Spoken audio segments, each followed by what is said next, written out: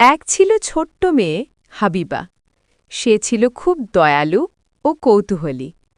সবসময় অন্যদের সাহায্য করতে ভালোবাসত। হাবিবা গ্রামের বাইরে খেলতে গিয়ে ভাঙা কুঁড়েঘরের পাশে একটি ধুলোমাখা পুরনো প্রদীপ পেল। আল্লাহর নাম নিয়ে হাবিবা প্রদীপটি ঘষতেই ভেতর থেকে ঝলমলে সোনালি আলো বেরিয়ে এলো। আলো থেকে কোমল কণ্ঠস্বর ভেসে এলো, আমি আলোর রক্ষক।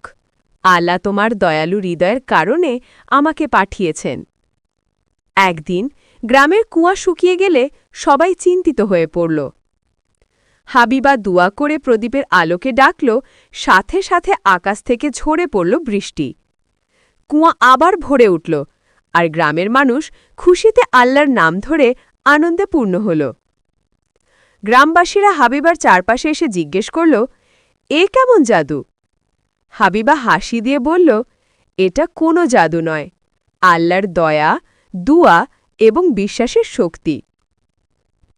সেদিন থেকে সবাই বুঝল আসল আলো হল দয়া, দুয়া এবং বিশ্বাস।